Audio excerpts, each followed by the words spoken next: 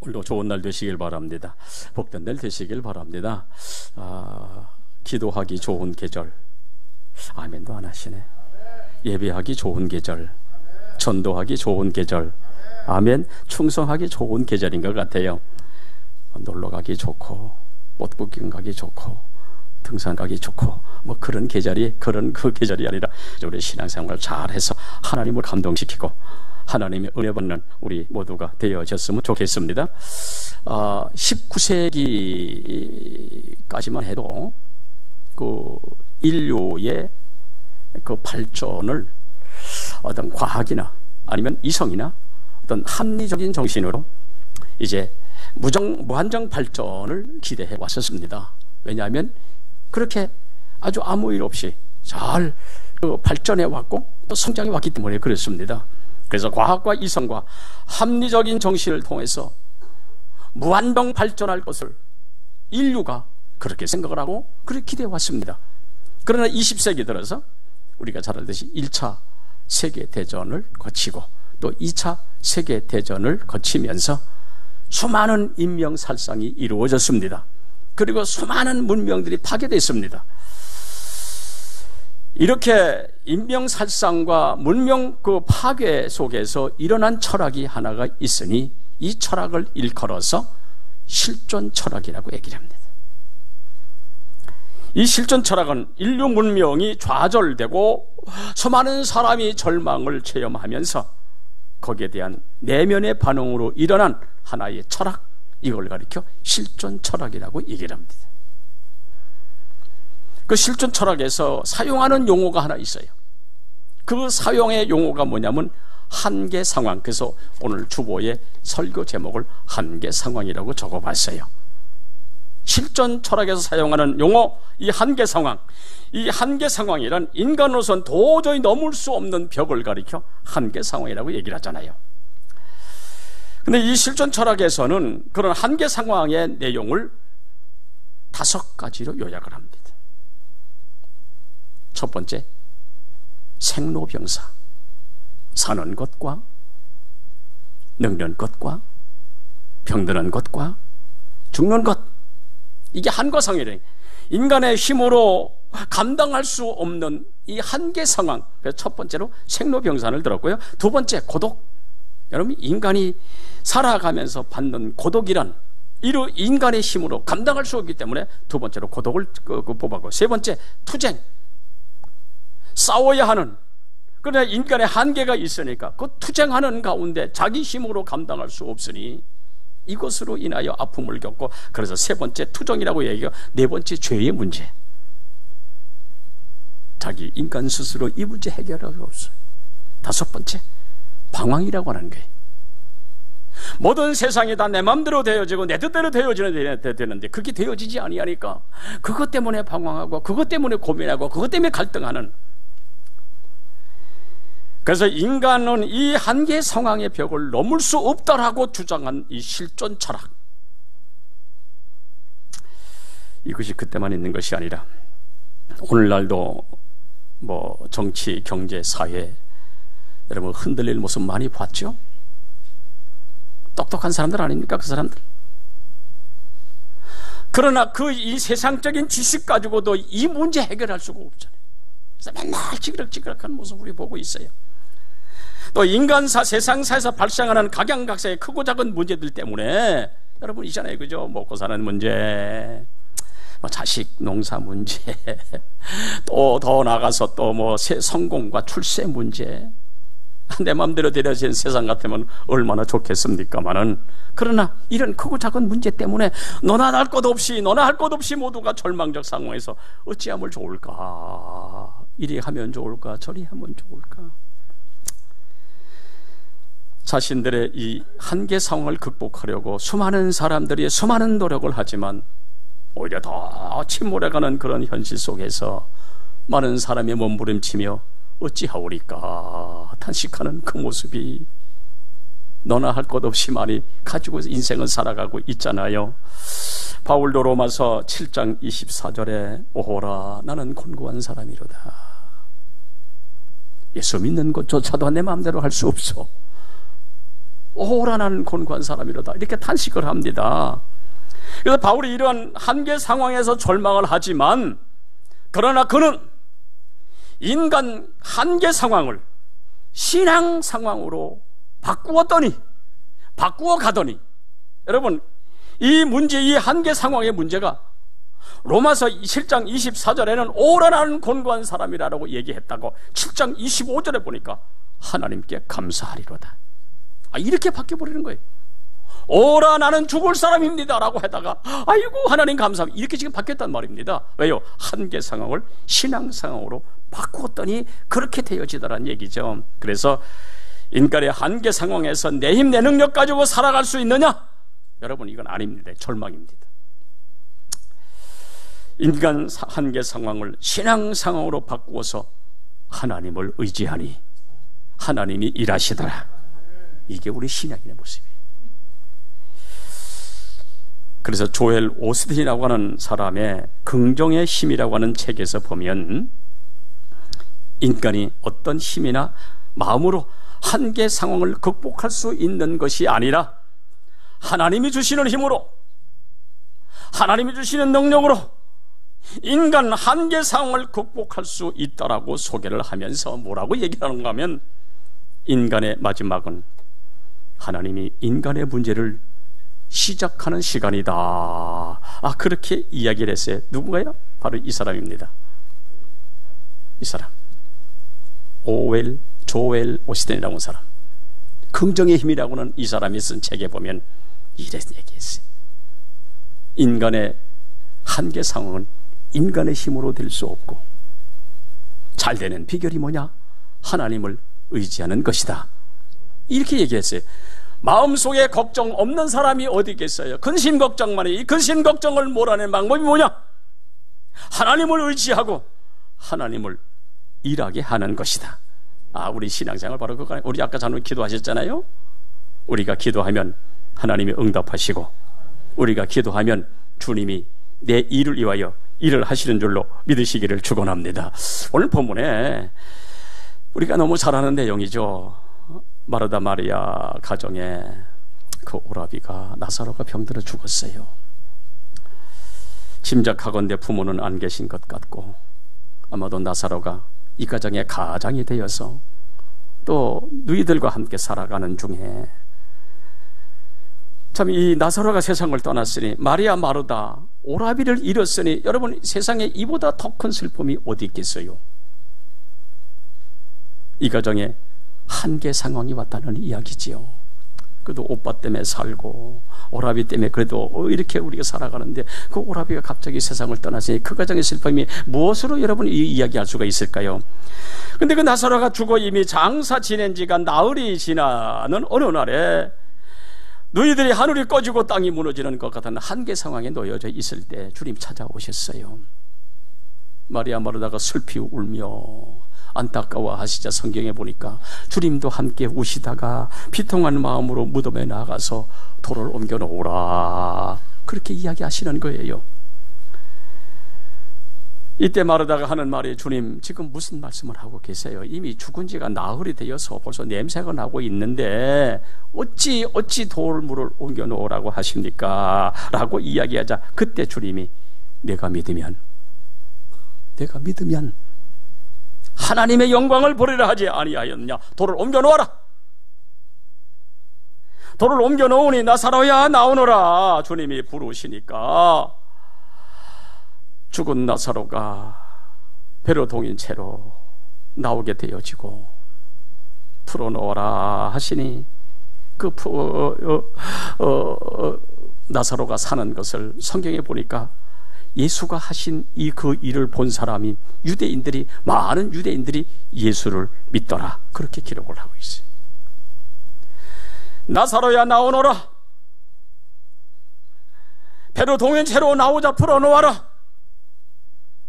이 모습을 유대인들이 바라보고 유대인들이 믿었더라, 성경이 기록을 하고 있어요. 나사로가 죽은 지 나흘이 되었으니 마리아 마르다에게는 죽은 오라비가 살아올 수 없는 이 가정의 한계 상황이지만은, 바로 이때가 주님이 일하실 때고 주님이 일하실 시간이라. 나오너라 나사로야 선포하시리. 죽어 냄새나는 나사로가 일어나 나오므로 이 모든 사람들이 바라보고 모든 유대인들이 바라보고 믿었으니, 주님 여기서 말씀하신 뭡니까? 내가 믿으면 하나님의 영광을 보리라. 죽은 자가 살아나오는 것을 보고 이것을 주변 사람들이, 유대인들이 바라보고 믿으니, 봐라, 믿으면 하나님의 영광을 보리라 하지 아니했느냐라고 주님 말씀하신 겁니다. 마찬가지 우리에게도 마리아 마르다처럼 모양도 다르고 뭐 크기도 다르고 뭐 사건도 달라도 우리에게 다가오는 크고 작은 일들로 우리 한계 상황에 놓여 있어 망연자실할 때가 참 많이 있잖아요. 사는 문제, 자식 문제, 뭐 인간관계 문제, 뭐 목까지 마시는 문제, 뭐 돈 버는 문제. 그러나 나의 이 한계 상황은 주님이 일하시는 시간인 줄로 믿고 나아가면 우리의 한계 상황들이 오히려 주님의 영광을 볼 수 있는 복으로 돌아오게 되어지는 은혜가 있을 줄로 믿습니다. 오늘 우리 한번 이 말씀 한번 들어보면서 우리에게 주어지는 환경이, 여건이 내가 아마 힘들어하고 내 마음에 들지 아니하더라도 하나님이 하시는 것을 보면서 주님께 영광 돌리기를 주의 이름으로 축원합니다. 오늘 본문에 마리아 마르다 가정의 이 한계 상황에 쩔쩔매고 있을 때에 주님은 내가 믿으면 하나님의 영광을 보리라. 왜 그랬을까요? 우리 한번 오늘 이걸 한번 살펴보자고요. 지금 이 가정의 오라비가 세상을 떠나는 바람에 어찌 살고 미래 어떻게 되어질까 한계 상황에 놓여 쩔쩔매고 있을 때에 내가 믿으면 하나님의 영광을 보리라. 이걸 지금 마리아 마르다가 지금 인정하라는 겁니까? 근데 왜 이렇게 주님이 이야기했을까요? 그렇다면 하나님의 영광이 뭡니까? 어떻게 하는 것이 하나님의 영광을 본다는 이야기입니까? 우리가 성경을 읽으시고 고린도전서 10장 31절에 너희가 먹든지 마시든지 무엇을 하든지 하나님께 영광을 이하여 하라 그랬습니다. 하나님의 영광이 뭡니까? 우리 여러분 한번 우리 자기 스스로에게, 다 자기에게 하나님의 영광이 뭘까 한번 질문해보고 한번 대답해 보시기 바랍니다. 하나님의 영광이 뭐예요? 하나님의 영광이란 하나님의 이름이 높여지는 것이요, 하나님의 이름이 널리 알려지는 것이요, 나의 삶을 통해서 하나님의 이름이 불려지는 것을 하나님의 영광이라고 얘기하는 거예요. 나는 오늘 이 자리에 계신 분들 통해서 하나님의 이름이 높여지고 하나님의 이름이 널리 알려지고 우리의 삶의 현장을 통해서 하나님의 이름이 말하여지는 은혜가 있으시기를 축원합니다. 영광이란 뭡니까? 살아계신 하나님을 보여지는 우리 삶의 현장, 그걸 바로 하나님의 영광이라고 이야기하는 거예요. 그 신뢰가 스가랴 8장에 아주 자세히 기록이 되어져 있어요. 우리 잘 알죠? 주전 722년에 아수르에서 북쪽 이스라엘 망하고 586년에 남쪽 유다가 바벨론에게 포로가 되어가지고 70년 포로 생활을 하잖아요. 이들이 나일강 강가에 주저물러 앉아가지고 우리가 그때 잘 살았으면 얼마나 좋았을까, 우리가 하나님 앞에 잘못 살아 우리가 이렇게 어려움을 당하고 있으니 이제 우리 다시 예루살렘에 돌아가면 잘 믿고 잘 살고 하나님의 축복을 받아보자, 그렇게 다짐하고 그렇게 다짐했어요. 538년 에스라 느헤미야 스룹바벨을 통해서 귀환하게 되어지잖아요. 그죠? 귀환해서 예루살렘에 돌아가 보니 예루살렘은 황폐하고 먹고 살기가 너무너무 힘들어. 주여 우리가 가면 너무 잘 먹고 잘 믿고 잘 살겠다고 다짐했지만 막상 예루살렘 가보니까 황폐한 땅에 살 길이 없어. 그래가지고 남의 것을 빼앗고 강도짓을 하고, 이 모습을 바라봤더니 하나님이 스가랴 선지자를 불러가, 야 스가랴야, 넌 내 말을 좀 대언해라. 만약에 너희가 이런 범죄를 계속한다면 제2의 바벨론 포로 던질 것이다. 이 말을 들은 이스라엘 백성들이 주여 잘 살겠습니다 회개하고 이제 무너진 성전을 다시 보수하고 신앙으로 믿음으로 섬기며 살아가는 아름다운 모습이 기록이 되어져 있으면서 이제 이렇게 그 백성들이 하나님의 성전을 보수하고 하나님께 예배하고 멋진 신앙생활을 하고 하니까 하나님이 그들에게 복을 베풀어 주셨어요. 그랬더니 이 소문이 온 지역에 퍼져 흩어진 디아스포라들, 왜냐하면 스룹바벨, 에스라, 느헤미야를 통해서 약간 10만 명가량이 귀환했단 말입니다. 나머지 다 디아스포라, 흩어졌던 백성이라. 이 사람들이 흩어진 곳에서 이 소문을 듣고 예루살렘으로 모여들기를 시작을 합니다. 영광이 뭔지 아세요? 하나님의 축복받는 소문을 듣고 이것이 하나님을 자랑하게 되어지니까 이것이 영광이요. 그래서 모여든 이들이 또 하나님을 아름답게 섬겨가지고 복을 받자 이 소문도 이방 사람들이 듣게 되어지니까 급기야 이방 사람들도 또 역시 마찬가지 이 성읍으로 모여들기 시작하는 거예요. 그때 모여든 이방 사람들이 이스라엘 백성들에게 묻는 거예요. 야, 너희가 복받는 비결이 뭐야? 그 이유가 뭐냐? 그랬더니 이 이스라엘 백성들 사는 모습을 비켜봐요. 아, 그렇구나. 이들이 하나님의 축복받고 이렇게 잘 나가고 번성하는 이유가 다른 것이 아니라 이들이 하나님을 잘 섬기고 있구나. 하나님께로부터 복을 받는구나. 그러면서 이들이 그렇다면 너의 믿는 하나님 우리도 좀 믿게 해주라. 너에게 복을 주시는 그 하나님, 우리도 그 하나님을 섬겨가지고 우리도 좀 복받게 해달라고 하면서 이방 사람 10명이 유대 사람 한 사람이 옷자락을 부여잡고 따라오면서 내가 믿는 하나님 우리도 좀 믿게 해줘. 아멘도 안 하시네. 아유, 내가 믿는 하나님 나도 좀 믿고 복을 받게 해달라. 이방 사람 10명이 유대 사람 한 사람이 옷자락을 부여잡고 따라옵니다. 애골복골하는 거. 우리도 좀 그렇게 좀 살게 해달라. 영광이 뭡니까? 바로 이게 영광인 줄로 믿습니다. 나는 우리 교회 모든 성도들이 다 이렇게 됐으면 좋겠습니다. 좋은 소문이 났으면 좋겠습니다. 하나님을 귀하게 섬겼더니 하나님 우리 가정에 복을 주시고 우리 자녀에게 복을 주시고 삶의 현장에 복을 주시니까 이방 사람들 도대체 저 사람 뭐야? 왜 이렇게 복을 받아? 이유가 뭘까? 가만히 보니까 저 사람이 예수 믿는구나.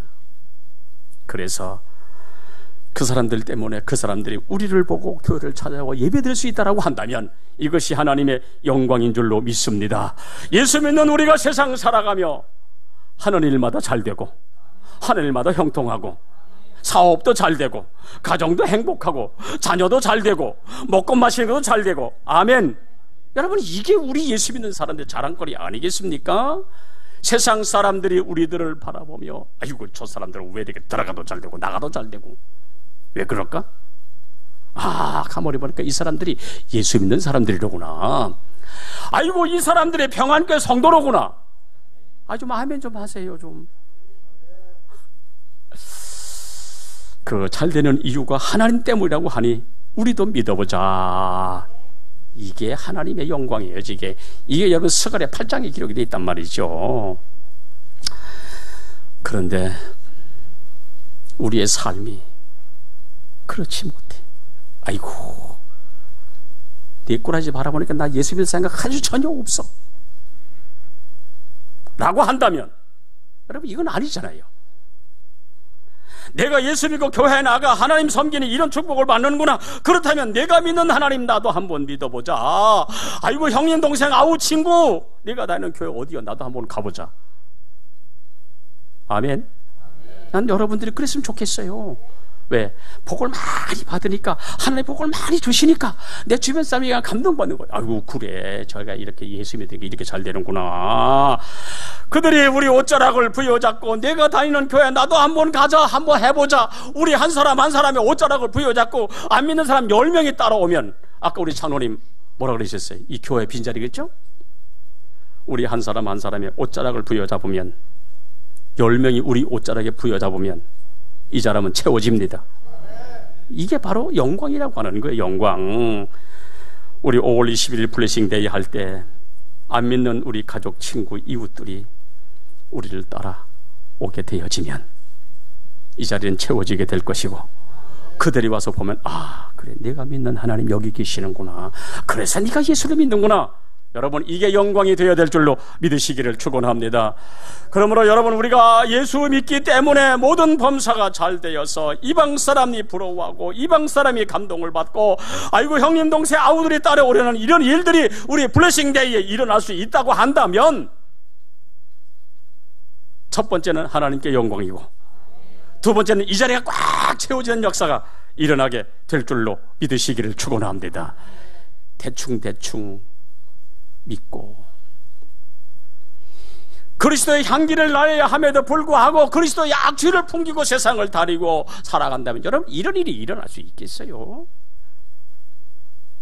내가 믿는 하나님 잘 믿었더니 아이고 내가 잘 되는구나, 내 자손도 잘 되는구나, 네 자식도 잘 되는구나, 사업도 잘 되고 가정도 잘 되고 건강하고 자녀 잘 돼서 하나님의 이름이 높여지니 여러분 이것이 하나님께 영광이라고 한다면 오늘 이 자리에 계신 분들이요 그 축복의 주인공이 되시기를 주 이름으로 축원합니다. 그러면 하나님의 영광을 나타내려면 어떻게 해야 되냐? 첫 번째, 수용입니다. 수용. 나사로가 죽고 이미 장사된 지 나흘이 지났어요. 어느 날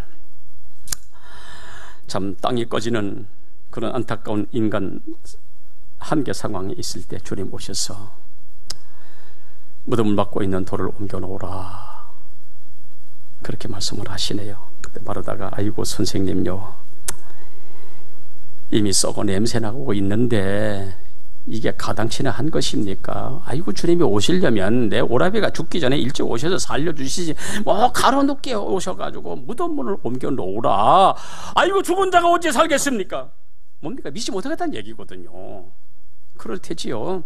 죽은 자가 살아나리라는 이걸 어찌 이 말이야 마르다가 수용을 할 수 있겠습니까? 그러나 여러분, 우리는 종종 백문이 불여일견이라는 말을 합니다. 이는 100번 듣는 것보다 눈으로 한 번 보는 것이 확실하다는 얘기 아니겠습니까? 그래서 지나가는 사람들에게 우리 여러분 경험하잖아요. 우리 토요일마다 나가 전도하잖아요. 그때 경험하잖아요. 예수 믿고 구원받으라고 전도하면 하나님 계시는 것을 내가 보면 예수 믿겠다 하는 사람들도 있어요. 왜요?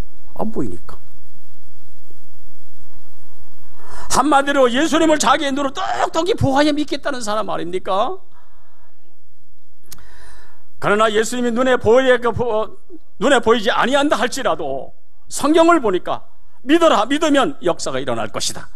눈에 보이지 아니하지만 하나님은 여전히 살아계시니 그 하나님을 믿으면 믿음의 역사가 일어날 것이라고 말씀하시는데, 그러니 예수님은 사람들에게 돌문을 옮겨 놓아라, 그리하면 살리라. 내가 믿으면 하나님이 하시는 일을 보리라, 이를 수용하라고 하는 겁니다. 지금 나사로가 다시 사는 것을 보고 싶으냐? 그렇다면 너 내 말을 수용해, 믿어봐. 그러면 나사로가 다시 사는 기적도 볼 수 있겠다고 주님 말씀하시니 그 말씀 수용에 하나님의 영광이 나타나고 말씀 수용에 기적의 역사가 일어난다는 사실을 보여주고 있는 겁니다. 여러분 성경을 보면 하나님은 이루지 못할 약속을 하신 적이 한 번도 없어요. 하나님은 약속을 주셨고 그 약속에 따라 그 믿음에 따라 하는 복을 주셨잖아요. 여러분 창세기 12장에 아브라함아 너는 본토 친척 아비 집을 떠나라, 내가 네 인생 책임질게 약속하셨잖아요. 복의 근원 되게 만들어 주셨잖아요. 믿으면 하나님의 능력을 볼 것이기에 성경 주님은 내 믿음대로 될지어다. 내가 믿으면 기적을 보고, 내가 기도면 축복을 받고, 내가 믿으면 은혜를 받고, 모든 것은 다 축복이 내 것이라 되어진다는 이야기입니다. 반대로 안 믿으면 아무것도 없어요. 그래서 주님은 내가 믿으면 믿음대로 되리라 그렇게 말씀을 하셨다면, 오늘 여기 계신 분들이요, 주님은 우리 눈에 보이지 않지만 믿음대로 되어지는 큰 믿음의 소유자가 되시기를 주의 이름으로 축원합니다.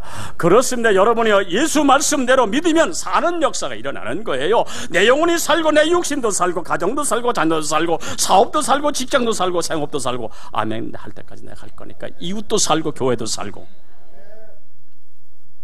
한계 상황이라 할지라도 믿으면 사는 역사가 있는 거예요. 믿습니까?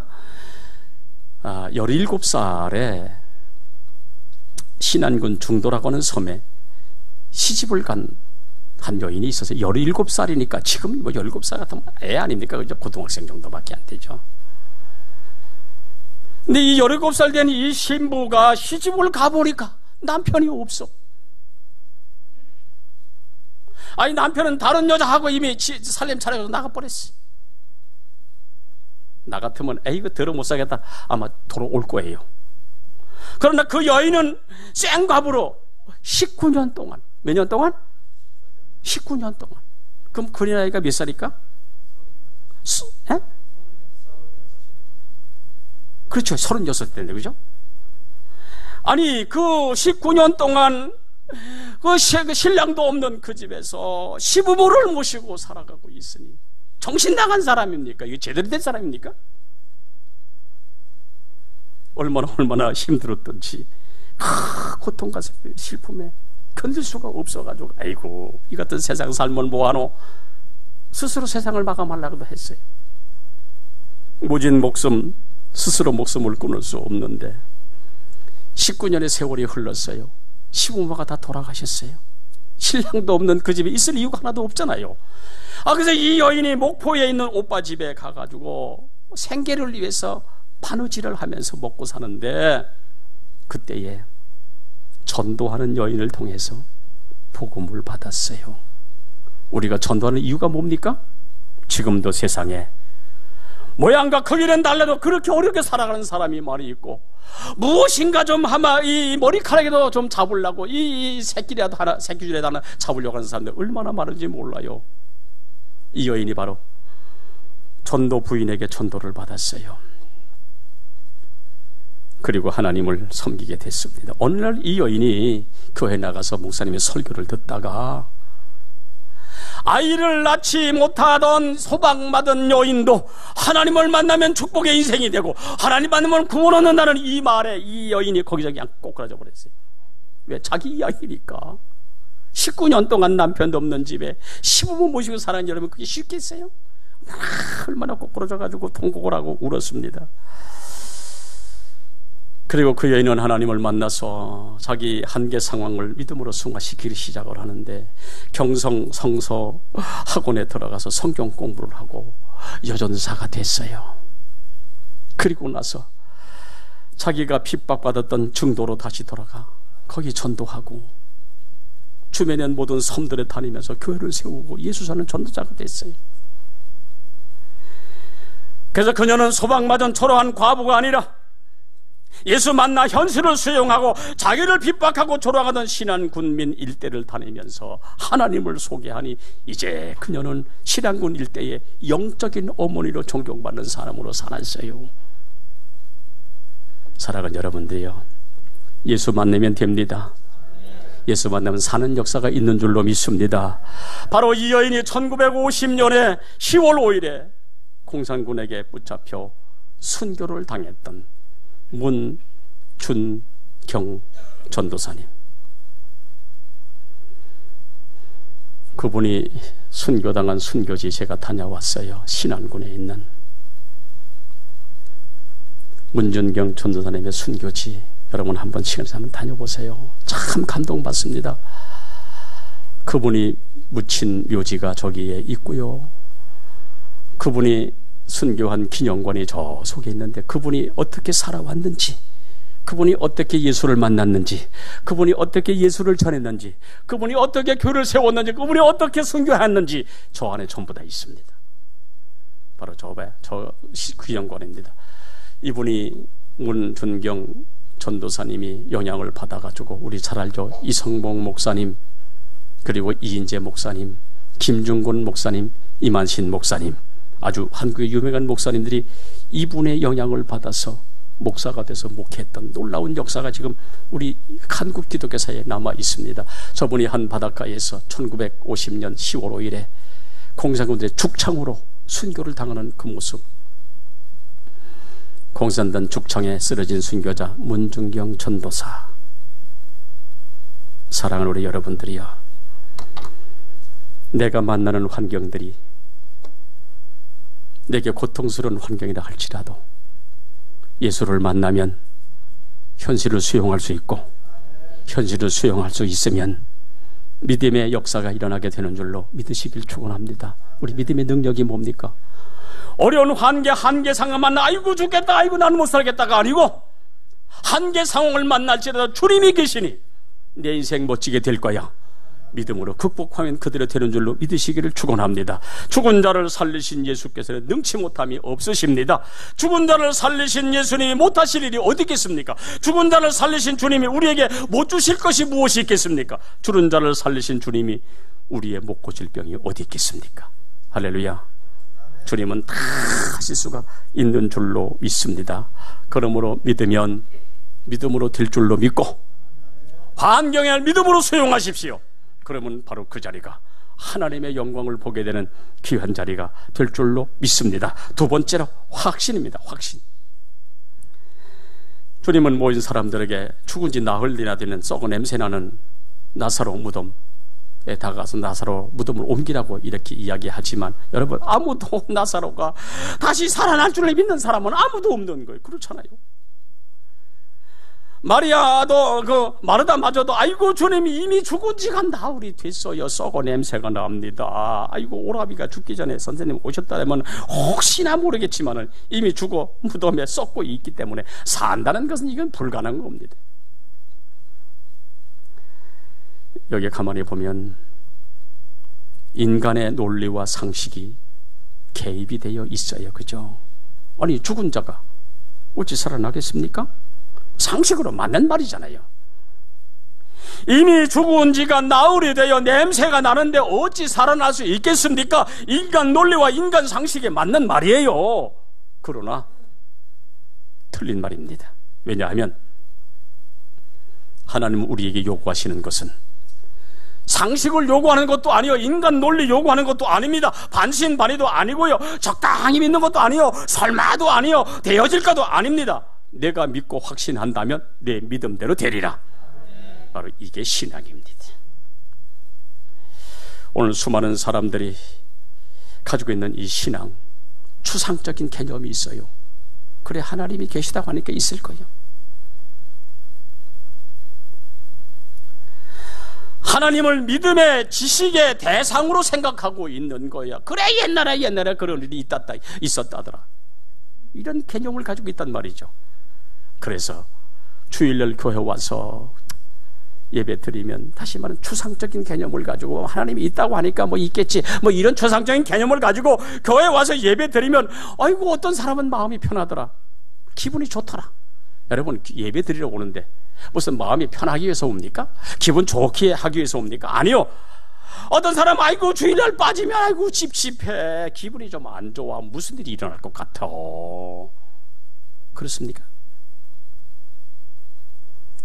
분명한 것은 신앙은 어떤 심리적 치유나 심리적 요법, 이것을 요구하는, 이걸 이야기하는 것이 아닙니다. 신앙이란 살아계신 인격적인 하나님, 그 하나님을 믿는 것이 신앙이고, 그 하나님이 우리의 모든 것을 아시고 아까 우리 장로님 기도하시 우리 기도하는 것을 들으시는 줄로 믿습니다. 오늘 보면 41절 보십시오. 아버지여 내 말 들으시는 것을 감사하나이다. 그리고 난 후에 나사로야 나오너라 부르시니 역사가 일어났습니다. 무슨 뜻입니까? 내 말을 듣고 계시는 하나님, 그 하나님은 살아계시기에 그 하나님께 기도하니까 하나님이 들으시더라. 오늘 보니까 감사하고 있는 주님의 모습, 뭘 이야기하는 겁니까? 지금 믿음이란 살아계신 주님이 지금도 여기 계시고 인간사를 간섭해 가시고 그분이 우리 모든 문제를 해결해 주실 줄로 알아 믿음으로 감사하면 하나님은 우리의 한계 상황이 감사의 상황으로 바꾸어 주시고, 여러분 이게 우리 믿음 아닙니까? 아이고 주워, 아이고 힘들어, 아이고 죽겠다, 그럼 어쩔 수 없어요. 그러나 지금 내가 어려워도 죽을 지경이 온다 할지라도 주님이 함께 하시면, 주님이 도와주시면, 기도하면 주님이 들으시니까 해결해 주실 거예요. 여러분 이게 우리 믿음 아닙니까? 근데 하나님의 능력과 전지성을 의심하면서 하나님의 인격을 무시하면서 아이고 하나님을 부르며 찬송한다, 거기 무슨 은혜가 있고 무슨 능력이 있고 여러분 무슨 기적이 있겠어요? 거기에 나와 함께 하시는 하나님의 임재를 믿고 살아가야 역사가 일어나고 문제 해결이 되어지고, 여러분 그렇잖아요. 그런데 적당히 예배하고 적당히 기도하고 적당히 찬송하고 적당히 말씀 듣고 적당히 주일 지키고 적당히 봉사하고 적당히 교회 출입하고, 그러다가 신앙생활을 세상 논리와 세상적 지식에 맞추어 살아가다가 내 논리와 내 상식에 맞으면 yes, 오케이, 안 맞으면 no. 여러분 이게 무슨 거기에 은혜가 있겠어요? 능력이 되겠어요? 아니 하나님을 두려워할 줄 모르는 거기에 무슨 역사가 있겠어요? 하나님 살아계심을 인정하지 않으면서도 거기 무슨 기적이 일어나겠습니까? 오늘 수많은 사람들이 하나님의 권능과 약속과는 상관없이 그래서 적당히 믿다가 죽으면 천국 가면 되지, 그겁니까? 오늘 내가 하나님의 임재를 인정하고 하나님의 인격적인 만남을 통해서 내가 변화되면서 내 삶의 현장에 하나님을 보여주고 사는 그 사람, 하나님의 축복의 사람이고, 그러나 그런 사람이 많지 않다는 거예요. 오히려 많은 사람들이 세상 어느 것 때문에, 세상 사람 때문에 아이고 못 잃어버릴까, 아이고 자존심 상할까, 청정긍긍하며 쩔쩔매며 살아가다가 신앙 다 까먹고 다 잃어버리고 다 없어지고, 믿는 건지 안 믿는 건지 세상 사람과 다를 바가 하나도 없어. 여러분, 주님이 요구하신 것은 그런 신앙의 모습이 아닙니다. 나사로에 나오너라 하시면서 죽은 자를 살리시는 주님이시라면 내 모든 것도 하시고 내 모든 어려움들도 해결해 주실 분인 줄로 믿습니다. 내 삶의 문제, 먹고 사는 문제, 건강 문제, 자녀 문제, 우리가 넘을 수 없는 한계상일지라도 주님이 하시면 됩니다. 이걸 믿고 사는 것이 우리 신앙생활 아닙니까? 마찬가지로 주님이 전하시라고 하는 이 복음도 역시 내가 한다고 생각하지 마십시오. 주님이 하시면, 주님이 일하시면 되는 겁니다. 그러므로 우리 믿음은 우리의 삶의 환경이 한계 상황일지라도 어떤 일이든지 문제든지 하나님이 하신 일을 보는 것, 내가 믿으면 하나님의 영광을 보리라, 내가 믿으면 하나님의 영광을 보리라, 이 믿음의 주인공이 되시기를 축원합니다. 마지막 세 번째로 하나 더, 최선입니다. 나사로가 다시 살아나기 위해서는 주님의 권능과 주님의 행하심과 주님의 역사와 주님의 사랑도 필요하지만 주님 주변 사람들을 구경꾼으로 그냥 놔두지 않더라고 하는 이야기입니다. 오늘 본문입니다. 그래서 주님은 나사로의 무덤 앞에 서서 제일 먼저 하신 일이 뭡니까? 사람들에게 돌을 굴려놓아라 명령하셨잖아요. 나사로를 향해서 나사로야 나오너라. 나사로가 걸어 나왔습니다. 그래 주님은 다른 사람에게 가서 수위를 풀어놓아라, 그리고 다니게 해라. 무슨 말입니까? 사람이 해야 할 일은 사람이 해야 하고, 그런 다음에 주님이 일하시는 줄로 믿으시기를 축원합니다. 우리는 죽은 나사로 살릴 수 없어요. 그러나 주님 말씀 따라 돌을 옮기는 일을 우리가 할 수 있고요, 나사로 싸맸던 수위를 풀어주는 것은 우리가 할 수 있어, 사람이 할 수 있단 말이죠. 그래서 여러분, 세상에는 우연이나 조전이나 공짜가 없어요. 이 말씀은 하나님의 은혜 받는 마단 준비나, 은혜 받을 만한 준비나 은혜 받을 만한 그릇이 준비되어 있지 아니하면, 그래도 가만히 있어도 여러분 무엇인가 채워주는 놀래를 그냥 한 방에 날려버리는, 뭐예요? 준비하지 아니하면, 그릇을 준비하지 않으면 아무것도 없다는 얘기입니다. 지금 하나님의 축복받기 위해서는 내가 해야 할 일은 내가 하고, 그 다음에 하나님의 축복이 임하는 것을 보자는 이야기입니다. 여러분 예를 들어보겠어요. 한 학생이 시험 공부해요. 머리가 나빠요. 잘 안 들어가. 에이고 주님 나 아시지요? 내 사정 아시니까 그저 뭐 주님이 어떻게 해주시겠지요? 시험 봤어요. 빵점 100점. 빵점이지요. 빵점. 그러나 내가 최선을 다해 열심히 공부하고 난 다음에 아이고 하나님이여 내가 배운 거 기억나게 좀 해주세요 라고 기도하며 시험 쳤더니 그 결과는 몇 점? 100점. 100점. 마찬가지입니다. 하나님은 구원을 준비하시나 믿는 것은 내가 해야 합니다. 하나님은 은혜를 준비하시나 주일 지키는 것은 내가 해야 하는 거예요. 하나님은 축복을 준비하시나 기도하는 것은 내가 해야 하는 거예요. 건강을 하나님이 준비하시지만 충성은 내가 해야 하는 거고요. 하나님은 면류관을 준비하시지만 전도는 내가 하는 거예요. 하나님의 은총을 준비하시지만 믿는 자처럼 세상 사는 것은 내가 하는 일이요. 아이고 주님 아시겠지 뭐 알아서 챙겨주시겠지. 여러분 그렇게 한다면 통의 물과 백두살이 마르고 닳도록 기다려봐도 아무런 역사가 없는 거예요. 나의 최선이 있는 곳에 하나님의 최선도 있는 것이고, 내가 가만히 있으면 하나님도 가만히 계시고, 내가 일하기 시작하면 주님도 그때 일하시는 거예요. 보세요. 다니엘서 9장 21절에 가브리엘이 빨리 날아와서 하는 말이 있어요. 다니엘아 내가 기도할 즈음에 하나님의 명령하심으로 내가 여기 달려왔노라. 뭡니까? 다니엘이 기도했더니 하나님이 일하시니까 가브리엘에게 너 빨리 가보라 명령하시니 역사가 일어나는 거 아니겠습니까? 그러므로 여러분 아무리 바쁘고 힘들어도 주님 앞에 최선을 다하는 내가 되어야 될 줄로 믿습니다.